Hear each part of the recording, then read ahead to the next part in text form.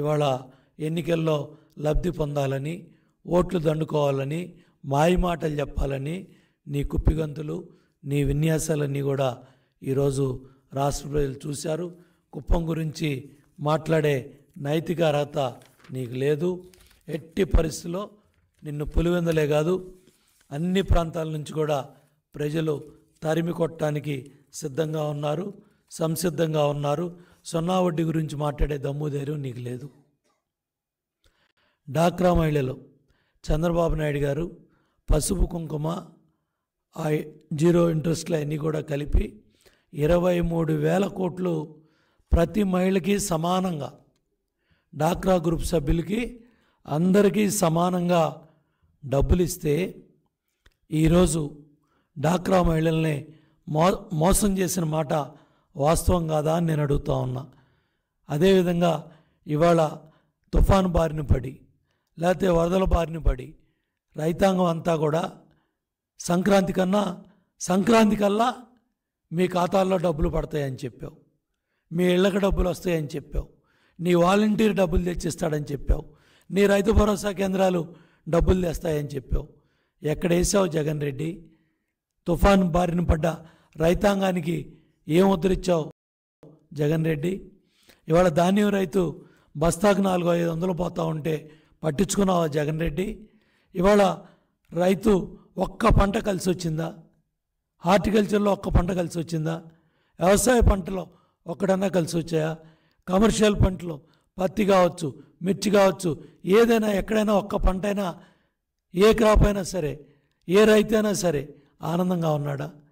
ఏ రైతు కూలి అన్నా ఏ చేలోకి వెళ్ళినా వాళ్ళ కష్టాలు బాధలు చెప్పుకుంటా ఉన్నారు. ఇవాళ నువ్వు ఉద్ధరించానని, ఏదో చేశానని మోసపు మాటలు, వంచిన మాటలు, కుట్రపూరితమైన మార్కులతో నువ్వు మాట్లాడావు. ఇవాళ ఇవన్నీ కూడా, ఈ దుర్మార్గాలన్నీ కూడా మాట్లాడావు. ఇవాళ హత్యలు చేయించిన మీరు బాబాయ్ హత్య గురించి మాట్లాడలే. నువ్వు బాబాయ్ హత్య కేసులో తమ్ముడు అవినాష్ రెడ్డిని కాపాడుతున్న నువ్వు హత్యల గురించి మాట్లాడటం సిగ్గుచేటు జగన్ రెడ్డి.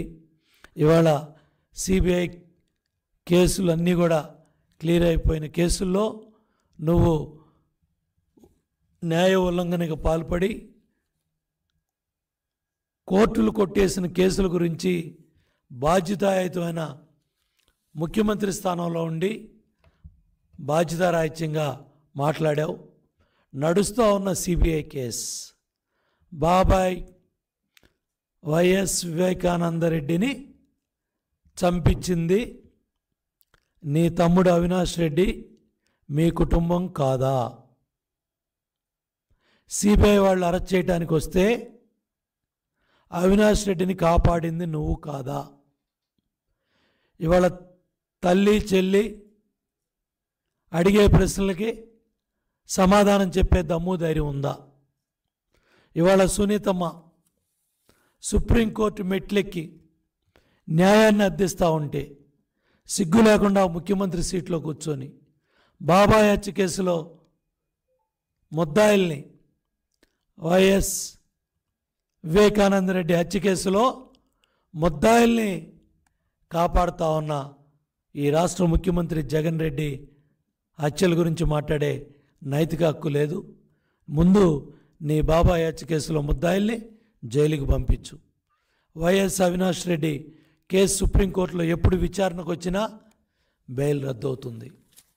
బెయిల్ రద్దు అయితే అవినాష్ రెడ్డి కేసులో రిమాండ్ రిపోర్ట్లో మీ కుటుంబ సభ్యులు ఉంటారు. జగన్ రెడ్డి, ఈ వాస్తవాలు ఎప్పుడు ఎన్నికలు జరిగినా నీతో పాటు సిబిఐ ఈడీ కేసులో ఉన్న ముద్దాయిలంతా 2 ఈడీ కేసుల్లో శిక్షలు తప్పకుండా పడతాయి. సుమారు ప్రజా జీవితంలో 6 ఏళ్ళు ఎన్నికల్లో పోటీ చేసే అర్హత 2 ఎలక్షన్లకి జగన్ రెడ్డి కోల్పోతారు. జగన్ రెడ్డి నీ వయసు ఇవాళ 52 ఏళ్ళు. వచ్చే 2024 ఎన్నికల్లో నీ ప్రభుత్వం, వైసీపీ ప్రభుత్వం ఓడిపోతుంది. అప్పటికి నీ వయసు 57 ఏళ్ళు, 52 + 5 57 ఏళ్ళు. ఈడీ కేసుల్లో పడే శిక్ష కాలం యావజ్జీవ కారాగార శిక్ష.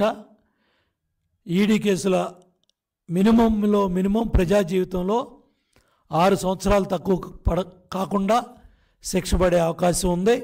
2 ఎన్నికల్లో నువ్వు పోటీ చేయలేవు. అంటే 57 + 10 67 సంవత్సరాల దాకా ప్రజా జీవితంలో పోటీ చేసే అర్హత కూడా నువ్వు కోల్పోతావు. గుర్తుపెట్టుకో జగన్ రెడ్డి, ఇది